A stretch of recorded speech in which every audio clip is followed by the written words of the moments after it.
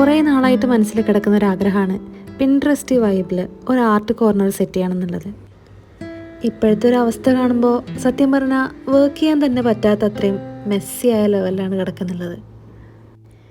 സാധനങ്ങൾ കൂടി ഈ ഒരു ഏരിയയിൽ കംപ്ലീറ്റ്ലി ഡംപ് ചെയ്ത അവസ്ഥയിലായിരുന്നു.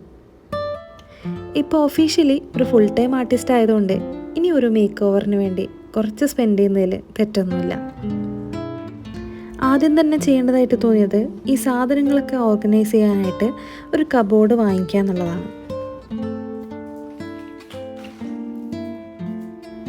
വൈറ്റ് കളറിനൊരു പ്രത്യേക പോസിറ്റിവിറ്റി ആയതുകൊണ്ട് തന്നെ ആ ഒരു കളർ തീമിൽ തന്നെ സെറ്റ് ചെയ്യാമെന്ന് വിചാരിച്ചു. അങ്ങനെ കബോർഡും ആ ഒരു കളറിൽ തന്നെയാണ് ഓർഡർ ചെയ്തിട്ടുള്ളത്. പക്ഷേ കബോർഡ് എത്തുന്നതിന് മുന്നേ ഈ കാണുന്ന എല്ലാ സാധനങ്ങളും അവിടുന്ന് മാറ്റണം. ബുക്ക് ചെയ്ത കബോർഡ് ഒരാഴ്ചയാവും ഡെലിവറി എന്നറിഞ്ഞിട്ടും അത് എത്തുന്നവരെ ഒരു ഇരിക്കപ്പുറതി ഇല്ലാത്ത അവസ്ഥയായിരുന്നു. ഇതിപ്പോൾ ഡെലിവറി ഡേറ്റിൻ്റെ രാവിലെ തന്നെ ക്ലീനിങ് പണി സ്റ്റാർട്ട് ചെയ്തതാണ്. അങ്ങനെ ഒരുവിധം അവിടെ ഉണ്ടായിരുന്ന സാധനങ്ങളൊക്കെ എടുത്ത് ഇപ്പുറത്തേക്ക് മാറ്റി വെച്ചു. ഇനി ഒന്ന് വാക്യൂം ചെയ്ത് ആ ഏരിയ ക്ലീൻ ചെയ്തിട്ടാൽ തൽക്കാലത്തേക്കുള്ള ടാസ്ക് കംപ്ലീറ്റ് ആയി.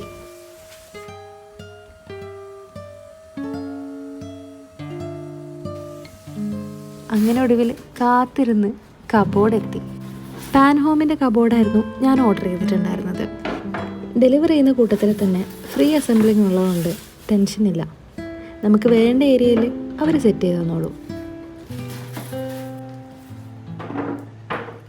അങ്ങനെ അവസാനം കബോർഡ് സെറ്റായി.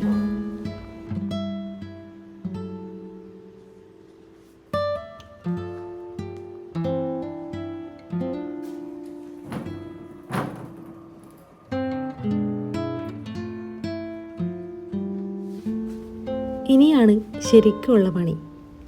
നേരത്തെ വാരിക്കൂട്ടിയെടുത്ത് മാറ്റിവെച്ച ഓരോ സാധനങ്ങളും പ്രോപ്പറായിട്ട് ഓർഗനൈസ് ചെയ്ത് വെക്കണം. അങ്ങനെ കുറേ നേരം ആലോചിച്ചു, ഓരോ രീതിയിൽ മാറ്റി വെച്ച് നോക്കി. എളുപ്പത്തിൽ ഹാൻഡിൽ ചെയ്യാൻ പറ്റണം എന്നുള്ളതുകൊണ്ടാണ് ഇത്രയും കൺഫ്യൂഷൻസ്.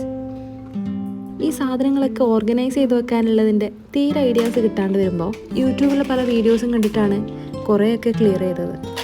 ഈ ബീഡ്സ്, ഗുങ്കുറൂസ്, പിന്നെ കണക്ടേഴ്സ്, അതുപോലുള്ള പൊടി സാധനങ്ങളൊക്കെ ചെറിയ ബോട്ടിൽസിൽ ഇതുപോലത്തെ ചെറിയ കണ്ടെയ്നേഴ്സിലേക്ക് ഓരോന്നും നല്ല രീതിയിൽ അറേഞ്ച് ചെയ്ത് വെച്ചു.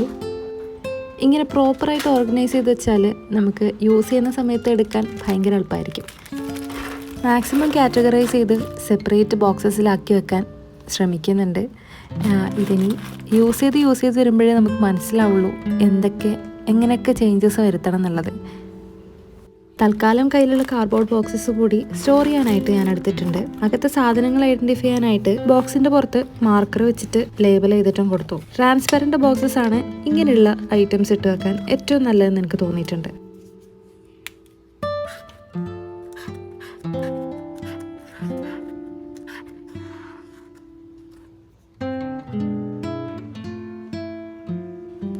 ഇതൊക്കെ ഞാൻ കുറേ മുന്നേ വരച്ച കുറച്ച് പെയിൻറ്റിങ്സ് ആണ്.